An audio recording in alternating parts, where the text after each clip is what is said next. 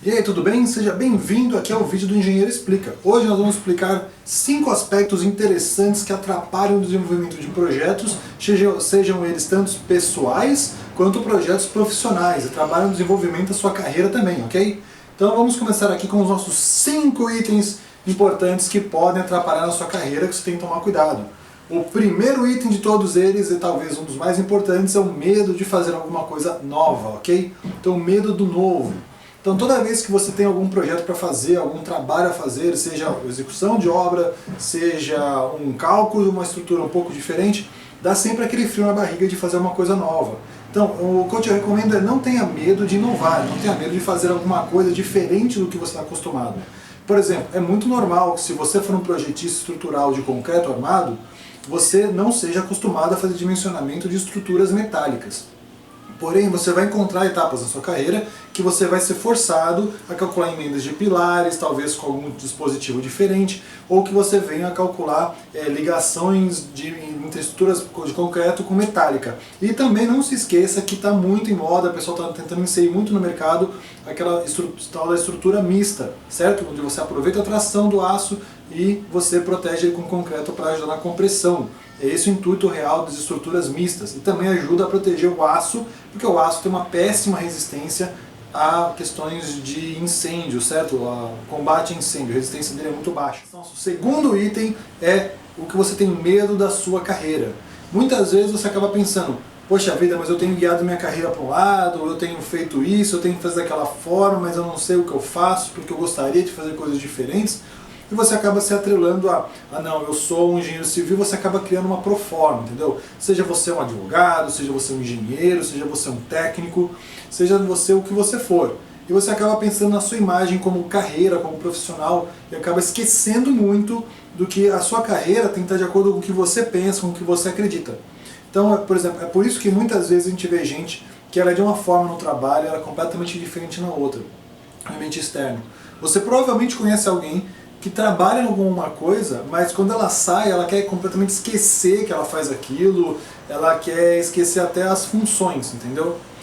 Não que a pessoa tenha que ser professor o tempo todo. Por exemplo, um professor, ele dá aula, ele sai e tem que continuar tentando ensinar todo mundo onde ele está.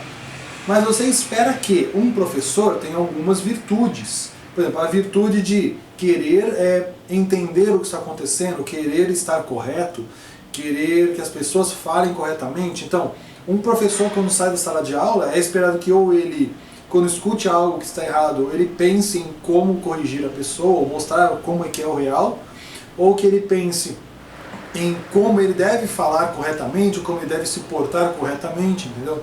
Se você não encontra nenhuma dessas virtudes, é um cara que você pode dizer, eu não sei se esse é um professor real tempo integral, a carreira não está de acordo com a vida da pessoa. Um engenheiro também, um técnico, sim, eu acredito que pensamento crítico, o olhar curioso para as coisas, é o que faz a diferença, certo? Então, para que você tivesse sempre essa noção de, o engenheiro entende o porquê que eu faço isso, ele entende o processo, ele sabe de onde que veio, ele não é apenas um seguidor de tabelinhas. Se você também é um engenheiro civil estrutural, como eu sou, você não precisa saber todas as integrais, você não precisa saber as diferenças de todos os aspectos, de onde vieram todas as considerações. Mas você conhecer o domínio 1 até o domínio 5 da relação concreto-armado é interessante. Você conseguir usar uma tabela de KC, não só um software te dizendo alguma coisa, você saber usar uma tabela é muito importante também. O terceiro ponto agora para colocar é o problema do estar bem assim. Estar bem assim talvez seja um dos mais arriscados. Estar bem assim significa que você sente que você já conhece, que você não precisa fazer nada além disso, tá? Então é uma coisa muito importante, você sempre ter a noção de que apesar das coisas estarem bem, elas devem estar melhores. Aí eu vou usar uma citação do Ayrton Senna, que ele fala assim, se você está dirigindo um carro de Fórmula 1, que vamos comparar um carro de Fórmula 1 a um profissional de alta performance. Você tem uma carreira profissional e você quer ser um cara de alta performance. Se você está dirigindo um Fórmula 1 e tudo está sob controle, você não está indo, você não está fazendo as coisas do jeito certo, entende? Então quer dizer, se na sua carreira está tudo certinho, você já acertou tudo, você já compactou, departamentalizou tudo, você tem tudo certo, você parece que não precisa aprender mais nada, porque você tem a resposta para aquilo, você tem aquilo ali, você tem aquilo ali, aquilo ali. Alguma coisa você não está fazendo certo. Não sei o que é que você está fazendo errado. ou você parou sua curva de aprendizagem, ou senão você está bloqueando achando que você já tem caminhos definidos para as coisas e parou de enxergar possibilidades, ok? Isso aí é interessante, porque você vai ouvir de muitos profissionais, inclusive principalmente de engenheiros estruturais, que engenharia é uma ciência exata com múltiplas soluções. Se existem múltiplas soluções, existem múltiplos caminhos, como você pode alegar que conhece todos? Então você pode conhecer atalhos, mas você nunca pode rejeitar, inclusive rejeitar a opinião do cliente, certo? O quarto ponto é estar no topo. Estar no topo é um problema clássico. Apesar das pessoas dizerem, algumas por aí, principalmente em palestras motivacionais, de que quando você chega no topo, finalmente agora você pode bater asas e voar, vamos acertar que é uma questão de escala, certo? Quem é técnico vai entender isso mais fácil, mas eu vou tentar explicar. O topo é sempre o limite máximo, certo? É o limite máximo.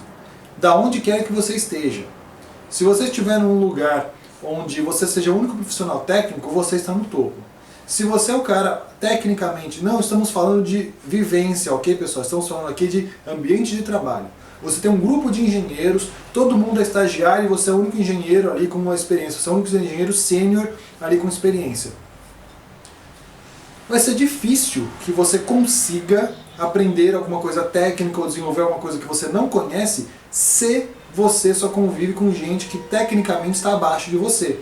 Você pode relembrar coisas que eles estão vivendo, você, claro, pode aprender com a experiência pessoal das pessoas e como elas enxergam, mas, por exemplo, eu quero aprender algo, olha, eu tenho uma peça estrutural que eu não sei calcular, ou tem uma obra que eu preciso executar uma tarefa que eu nunca executei antes, como é que eu vou executar esse tipo de estrutura? Você precisa de alguém que seja mais experiente que você para que possa te guiar nesse caminho, para que possa te ajudar, te auxiliar por um caminho para onde você vai seguir. Então estar no topo atrapalha muito o seu desenvolvimento pessoal, certo? Atrapalha o seu desenvolvimento na carreira também. E às vezes atrapalha o projeto. Porque se você não tem a quem recorrer quando está fazendo um projeto, e você tem dúvidas de como executar, o tempo que você vai levar para desenvolver uma alternativa para aquele projeto, desenvolver como construir aquela estrutura, vai acarretar em atraso, certo? Isso é um problema. Bem, e o nosso quinto ponto é aquele ponto irremediável. Você já lutou contra todas as alternativas, você já fez tudo o que você podia, mas você está com a seguinte, a falta de tempo ou a falta de capacidade técnica. Não é pejorativo, galera. Falta de capacidade técnica é a mesma coisa de eu preciso de um especialista na área tal. Você não é talvez esse especialista. Então você atua na sua área até onde você pode. Você precisa do quê? De alguém que faça isso. Você precisa de um parceiro, você precisa de um sócio, precisa de alguém que te ajude, entendeu? Nesse ponto, isso às vezes atrapalha porque as pessoas às vezes acabam querendo fazer tudo por conta delas e fica uma certa insegurança.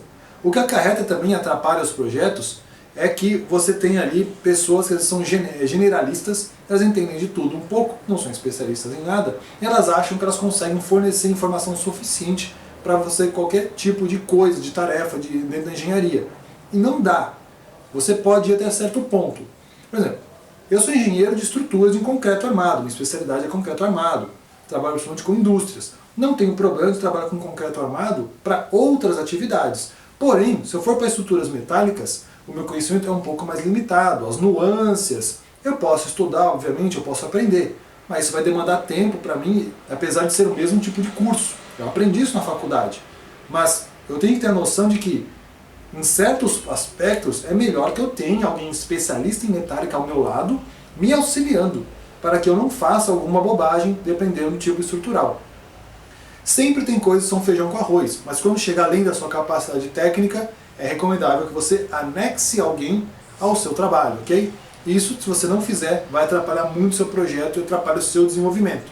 Ok, pessoal? Bem, essas eram só 5 dicas aqui para você ficar ciente, para que você tenha sempre a noção de alguns problemas bem clássicos que tem, que espero que isso não segure a sua carreira, não segure o seu trabalho e que faça que você desenvolva projetos um pouco mais rápido se você não tiver tanto medo e procurar estar aberto a essas soluções.